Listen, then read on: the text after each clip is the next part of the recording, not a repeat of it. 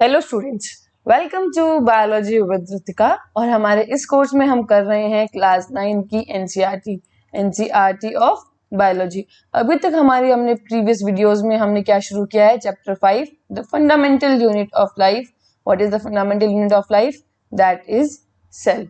ठीक है, अभी हम पढ़ेंगे इसका न्यूक्लियस और साइटोप्लाज्म के बारे में। तो पढ़ें, आगे चले, शुरू करते हैं।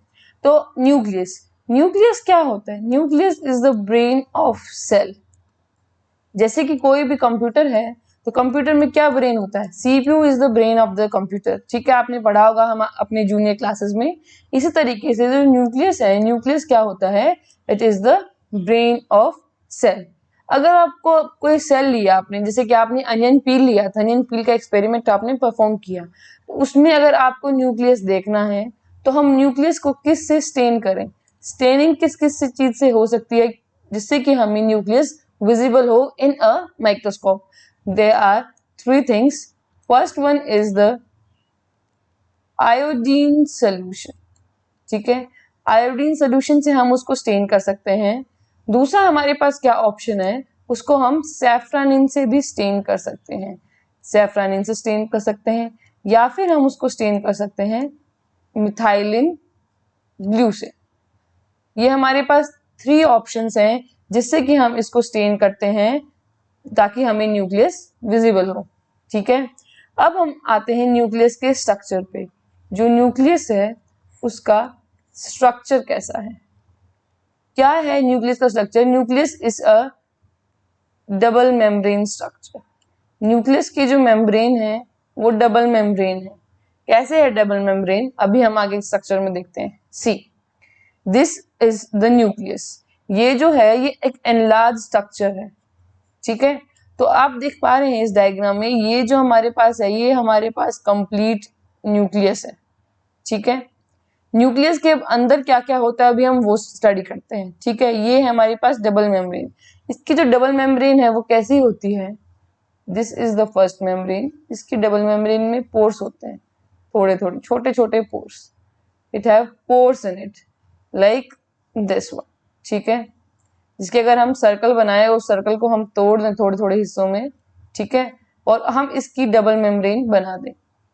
This is the double membrane of nucleus. और जो न्यूक्लियस की जो डबल मेम्ब्रेन कहलाती है that is called as nuclear membrane, right? ठीक है, ये जो पोर्स हैं बीच में यहाँ पे, let me change the pen colour, wait, ये जो was not changed, okay, see, ये जो पोर्स हैं बीच में, these are the pores। ये पोर्स क्या हेल्प करते हैं कि कोई भी मटेरियल अंदर आए या बाहर जाए। They regulate the entry and exit of materials. ठीक है, जैसे कि देखिए आप इस डायग्राम में हम यहाँ पे ये पोर देख पा रहे हैं, यहाँ पे ये पोर है, ये पोर है। ठीक है, दीज आर द पोर्स। और ये पोर्स क्यों इंपॉर्टेंट है? ताकि कोई भी मटेरियल अंदर आए या बाहर जाए उसका रेगुलेशन हो सके। ठीक है, तो अभी हमने क्या पढ़ा है? डबल मेम्ब्रेन है और हम कह सकते हैं डबल लेयर्ड है। ठीक है, अब हम देखते हैं न्यूक्लियस के अंदर क्या होता है। न्यूक्लियस के अंदर जैसे कि इसमें हमने डिफाइन कर रखा है क्रोमेटिन, ये लेबल कर रखा है क्रोमेटिन। क्रोमेटिन क्या होता है? जो डीएनए है, डीएनए को जब हम कंप्रेस करते हैं, ठीक है, जिसका कंप्रेस में स्ट्रक्चर बनता है उसको हम बोलते हैं क्रोमेटिन। क्या बोलते हैं? Chromatin material. और जो न्यूक्लियस के जो अंदर प्रेजेंट है, ठीक है, that is called as nucleoplasm. The fluid present in the nucleus is called nucleoplasm. ये हमारे पास जो पोर्स हैं उनको हम बोलते हैं न्यूक्लियर पोर। और जो हमारे पास इसकी जो मेम्ब्रेन है उसको, या फिर उसका जो एनवेलप है उसको हम बोलते हैं न्यूक्लियर एनवेलप। ठीक है, एंड न्यूक्लियस के अंदर भी जो कंडेंस स्ट्रक्चर हमको दिखता है उसको हम बोलते हैं न्यूक्लियोलस। अभी हम पढ़ते हैं न्यूक्लियोलस में क्या होता है, क्या होता है न्यूक्लियोलस। ठीक है, और जो इसकी जो न्यूक्लियर मेम्ब्रेन है या फिर न्यूक्लियर एनवेलप है, इससे एक सेल ऑर्गेनली अटैच्ड होती है। That cell organelle is known as endoplasmic reticulum. Endoplasmic reticulum, और वी कैन से ईआर।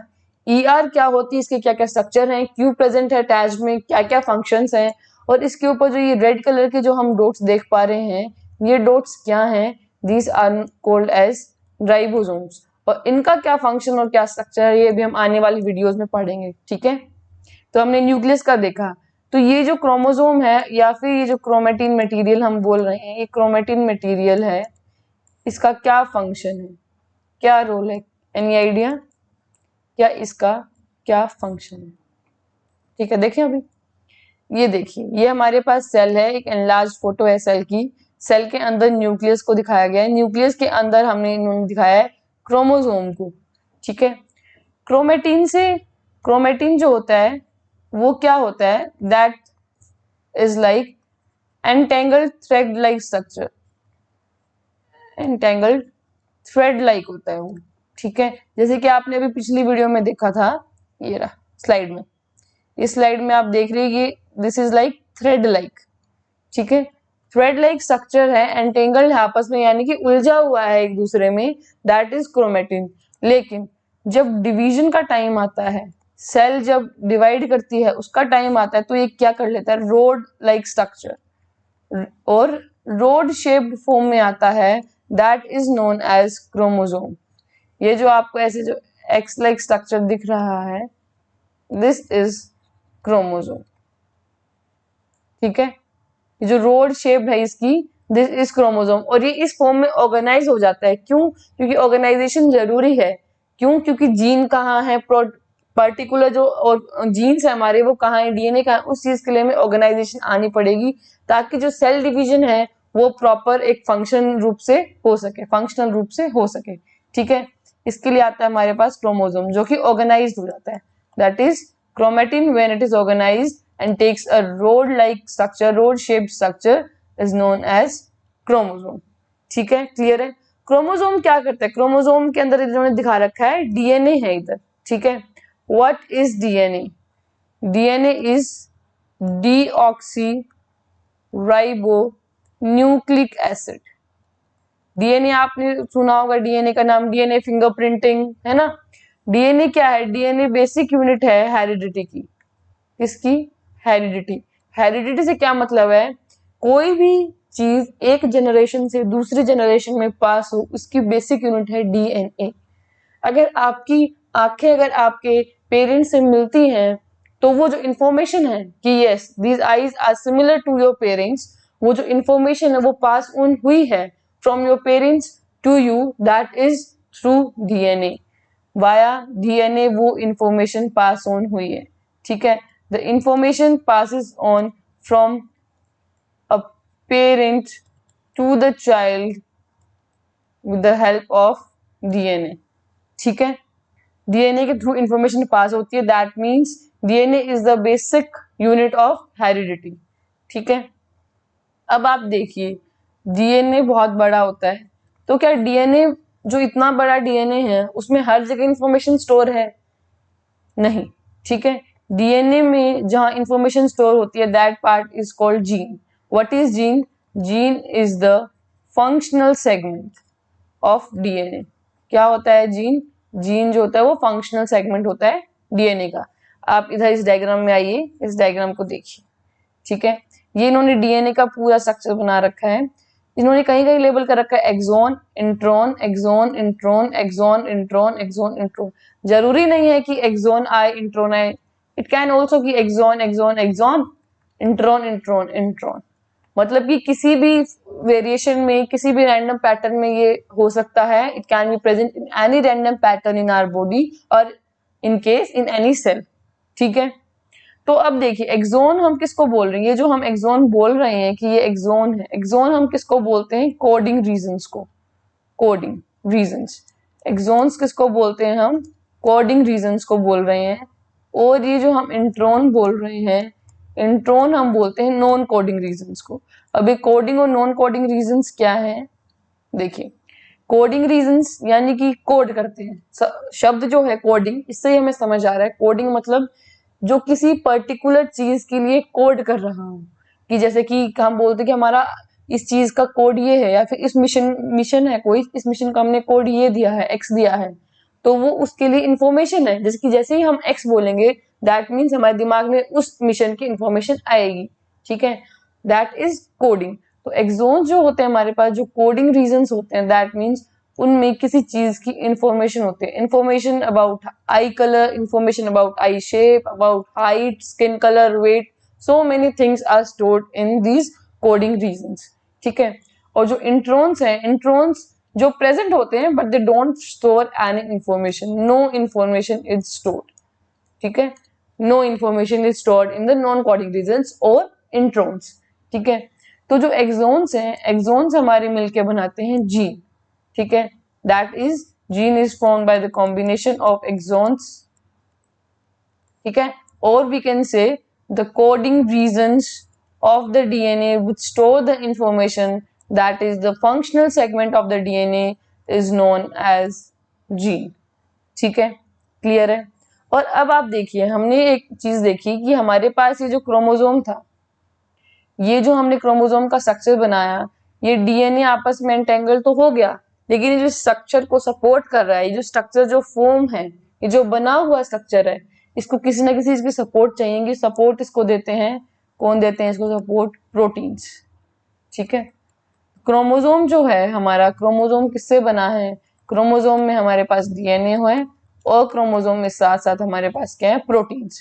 क्यों? क्योंकि chromatin material thread like structure, आप देखिए आपके पास ऊन है, अगर आपको ऊन को, अगर उलझी हुई ऊन है उसको हमें सर्कल में करना है तो वी यूज आवर हैंड्स कि उसको ऐसे ऐसे सर्कल में हम थ्रेड करते हैं ताकि जिससे कि वो एक बाउल शेप में या बॉल शेप में आ जाए, है ना। तो our hands are acting like proteins. This in the similar way, अगर क्रोमेटिन हमारा एंटेंगल थ्रेड लाइक स्ट्रक्चर है, उसको हमें अगर ऑर्गेनाइज करना है तो हमें प्रोटीन्स की हेल्प लगती है और उससे फिर हम उसको ऑर्गेनाइज फॉर्म में लाते हैं, that is our chromosome and our DNA is secure and is in organised form, ठीक है। जब भी हमने देखा जीन क्या है, जीन हमारा क्या है? Functional segment of any DNA, ठीक है। अब देखिए जो हमारे पास जो न्यूक्लियस पढ़ रहे हैं हम, न्यूक्लियस किस में हेल्प होता है? Cellular division. न्यूक्लियस का बहुत बड़ा रोल है सेलुलर डिवीजन में। ये इतनी बड़ी फोटो, इसको देख के बिल्कुल नहीं घबराना, अभी हम आने वाली वीडियोस में पढ़ेंगे सेल डिवीजन के टाइप्स, माइटोसिस और मियोसिस हम पढ़ेंगे, क्या होते हैं, क्या डिफरेंसेस होते हैं, ठीक है। तो ये आप देखिए हमारे पास सेल है एक, और ये हमारे पास सेल का क्या है? Nucleus. N is for nucleus. तो जो न्यूक्लियस में ही हो रहा है, न्यूक्लियस एंटेंगल था, अभी ये ऑर्गेनाइज फॉर्म में क्रोमोसोम ऑर्गेनाइज होता जा रहा है। यहाँ पे ऑर्गेनाइजेशन के डिफरेंट लेवल्स यहाँ पे दिखाए जा रहे हैं, ठीक है। ऑर्गेनाइज होकर अब फिर हमारे पास क्या आ गई, ये सेपरेट हो जाएगा और हमारे पास आ गए हैं 2 डिफरेंट न्यूक्लियस, ठीक है। और 2 टूट जाएंगे फिर ये, तो हमारे पास क्या आएगा? हमारे पास आएंगी 2 cells, that is 2 daughter cells. Daughter हम सन सेल्स क्यों नहीं बोलते बताइए? डॉटर सेल्स ही क्यों बोलते हैं? क्यों? क्योंकि जो फीमेल है, daughter represents female and female is the main organism की जिससे कि, या फिर मेन जेंडर बोल सकते हैं हम, कि जो कि आगे रिप्रोड्यूस करती है, जो कि एक जनरेशन से आगे जनरेशन को लेके जाती है, ठीक है। इसीलिए हम हमेशा यहाँ पे जब भी सेल्स की बात करें, सेल्स तो मेल फीमेल नहीं होती, लेकिन फिर भी हम इनको 2 डॉटर सेल बोलते हैं, और जो मेन सेल होती है उसको हम बोलते हैं मदर सेल, ठीक है। Like in this case this is the mother cell, और जो 2 सेल्स हमारे पास यहाँ बन गई हैं, these 2 are the 2 daughter cells, ठीक है। तो न्यूक्लियस जो है, nucleus plays a very important role in cellular division, okay. Nucleus clear है। उसके बाद हम एक बार लुक देखते हैं प्रोकैरियोट्स और यूकैरियोट्स में क्या क्या हमारे पास यहाँ डिफरेंसेस अवेलेबल है, ठीक है। प्रोकैरियोट्स का पहले मतलब देखते हैं। प्रोकैरियोट्स किससे बना है? प्रो का मतलब क्या होता है? प्रो मीन्स प्रिमिटिव, ठीक है। प्रिमिटिव मतलब कि बहुत पुराना, एंशियंट, ठीक है। और कैरियोट्स मतलब से बना है कैरियोन। What is कैरियोन? कैरियोन मीन्स न्यूक्लियस, ठीक है। सो प्रोकैरियोट्स का हमारे पास मतलब ही सीधा सीधा आता है कि प्रोकैरियोट्स वो ऑर्गेनिज्म है जिसमें प्रिमिटिव न्यूक्लियस प्रेजेंट है, ठीक है। यूकैरियोट्स में हमारे पास यू का मतलब आता है, यू मीन्स ट्रू, ठीक है। और कैरियोन का मतलब हमारे पास है यहाँ पे nucleus, that is the organisms which exhibit a true nucleus, ठीक है। तो हमारे पास पहला डिफरेंस इनके वर्ड से ही निकल के आता है। प्रोकैरियोट्स में प्रिमिटिव न्यूक्लियस होता है और यूकैरियोट्स में हमारे पास होता है ट्रू न्यूक्लियस। अब ट्रू न्यूक्लियस से मतलब क्या है? यहाँ पे undefined nuclear membrane, nuclear envelope जो अभी हमने देखा, वो अनडिफाइंड है, प्रॉपरली डिफाइंड नहीं है कि कैसे, कहाँ मेम्ब्रेन शुरू होते हैं, कहाँ मेम्ब्रेन खत्म होते हैं, डिफाइंड नहीं है, ठीक है। और यूकैरियोट्स में हमारे पास क्या है, डिफाइंड मेम्ब्रेन है, ठीक है। जो कुछ कुछ सेल ऑर्गेनेलीज हैं, cell organelles are not well organised, not well organised, और इस केस में क्या है, वो वेल ऑर्गेनाइज्ड है, ठीक है। आप यहाँ इसको कंप्लीट कीजिए, ऑर्गेनाइज, नोट्स बना रहे हैं ना साथ साथ, है ना, बना लीजिए। अगर आप ये नोट्स बना रहे हैं, साथ साथ पढ़ रहे हैं, तो आपको एनसीईआरटी की जो बुक है, एनसीईआरटी की जो बुक है, आपको पढ़ने की बिल्कुल भी जरूरत नहीं है। There is no need for you to read NCERTs if you are making notes through these videos, okay. हम कंप्लीट एनसीईआरटी कवर कर रहे हैं, कोई भी एक भी पॉइंट हम मिस नहीं करेंगे, ठीक है। सेल ऑर्गेनेलिज हमारे पास जो है वो वेल डिफाइंड नहीं है। जो मेम्ब्रेन बाउंड जो ऑर्गेनेलिज है हमारे पास, वो एब्सेंट है। मेम्ब्रेन बाउंड ऑर्गेनेलिज क्या है, एब्सेंट है। अब हम बार बार पूरा एब्सेंट लिखेंगे, absent is this minus and circle and present is this plus and circle, ठीक है। ऐसे हम शॉर्ट फॉर्म में हम लिखते हैं, जब जैसे कि हम नोट्स बना रहे हैं, हमें जल्दी जल्दी लिखना है, ठीक है। एग्जाम में तो हमें पूरा एब्सेंट लिखना है, लेकिन in our notes we can write this minus and this plus is for present and this is for absent, ठीक है। ये हमारे पास बेसिक डिफरेंसेस आते हैं प्रोकैरियोट्स में और यूकैरियोट में। प्रोकैरियोट्स का एग्जांपल जैसे कि हमारे पास हो जाते हैं बैक्टीरिया, ठीक है, और यूकैरियोट्स का एग्जांपल हम खुद हैं, ह्यूमन बींग्स, ठीक है। Humans are the example of prokaryotes and bacteria are the example of prokaryotes. एक बार डायग्राम में देखते हैं इनका क्या डिफरेंस है। This is a diagram of a cell of eukaryote and this is a cell of prokaryote, ठीक है। अभी इनमें हम डिफरेंसेस देखते हैं, इनमें क्या डिफरेंसेस हैं। देखिए, इसका जो न्यूक्लियस है यूकैरियोट का, क्या है, वेल डिफाइंड है, proper structure, this orange colour you can see, and this there is no particular organised structure of nucleus, this is just a nucleoid. जो अनडिफाइंड न्यूक्लियस होता है उसको हम बोलते हैं nucleoid. Nucleoid, undefined nucleus is known as nucleoid, ठीक है।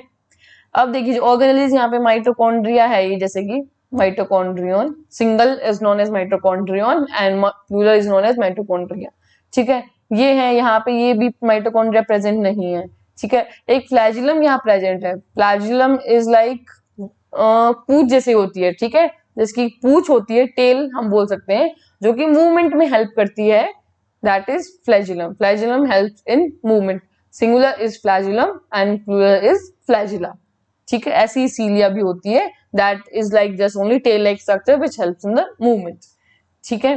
तो यहाँ पे मेम्ब्रेन एनक्लोज्ड न्यूक्लियस है, यहाँ पे मेम्ब्रेन एनक्लोज्ड न्यूक्लियस नहीं है, ठीक है। और जो भी सेल ऑर्गेनेलिज यहाँ पे हैं वो प्रेजेंट है और यहाँ पे प्रेजेंट नहीं है, यहाँ पे वो सारी एब्सेंट है, इसमें अभी दिखा नहीं रखा, प्रेजेंट है। जैसे कि ग्रीन वाली जो है, this green you can see this green colour, this is ER। ER क्या है, endoplasmic reticulum, and endoplasmic reticulum is absent है, यू कैन सी।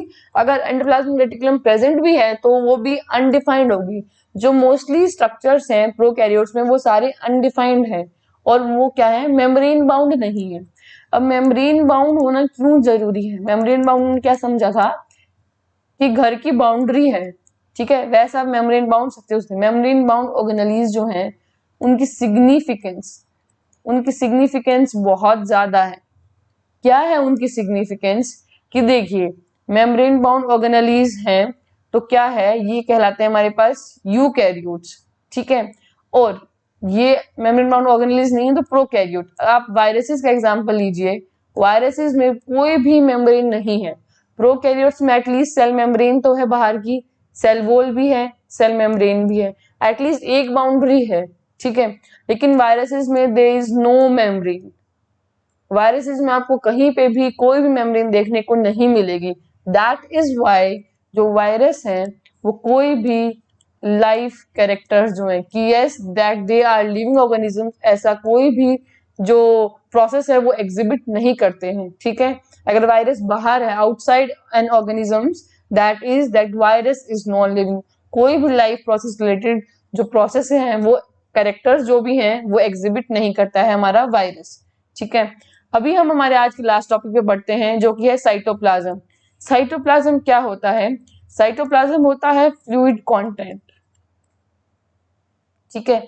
जो भी फ्लूइड सेल में प्रेजेंट, हमें ये सेल है, ये न्यूक्लियस है, ये हमारे पास यहाँ पे इसका ईआर प्रेजेंट है, गोल्जी अपैरेटस है, माइटोकॉन्ड्रिया है, राइबोसोम्स हैं, लाइसोसोम्स हैं, प्लास्टिड्स हैं, वैक्यूल्स हैं, जो भी स्ट्रक्चर्स प्रेजेंट हैं वो सब किस में फ्लोट कर रहे हैं? They are floating in a fluid content that is known as cytoplasm, ठीक है। एंड जो न्यूक्लियस है, nucleus plus cytoplasm is called as protoplasm, ठीक है, that is known as protoplasm. Protoplasm हमने देखा था डिस्कवरीज में, किसने टर्म दी थी? पुरकिंजी ने, ठीक है। पुरकिंजी coined the term protoplasm. Protoplasm is nucleus plus cytoplasm, ठीक है। यहाँ पे हमारा साइटोप्लाज्म कंप्लीट होता है। आने वाली अगली वीडियोस में हम करेंगे ये सेल ऑर्गेनेलीज, जो कि हमारे पास 6 सेल ऑर्गेनेलीज प्रेजेंट है इस चैप्टर में। ये हम सेल ऑर्गेनेलीज 1 बाय 1 कवर करेंगे आने वाली वीडियोस में, ठीक है। So don't forget to subscribe the channel अगर आपको ये वीडियो अच्छी लगी हो। हम एकदम फ्री कंटेंट आपको प्रोवाइड कर रहे हैं, क्वालिटी एंड फ्री कंटेंट हम देते हैं। इसीलिए अगर आपको कोई भी डाउट हो तो आप कमेंट्स में पूछ सकते हैं, या फिर आप कर सकते हैं हमारा टेलीग्राम ग्रुप ज्वाइन। इसका जो लिंक है वो नीचे डिस्क्रिप्शन में दिया गया है। आप कोई भी डाउट पूछना, आप फ्री फील कीजिए डाउट पूछने के लिए। अच्छी लगी हो वीडियो तो प्रेस द लाइक बटन, और अगर आपके कोई क्लासमेट्स हैं, अगर आपके कोई नोन वंस हैं, आप उनके साथ ये वीडियो जरूर शेयर कीजिए। हम जितना शेयर करेंगे, जितना ज्ञान बांटेंगे, उतना ज्ञान हमारा खुद का ही बढ़ेगा, ठीक है। So don't forget to subscribe the channel and press the like button. Thank you so much for watching. Bye bye.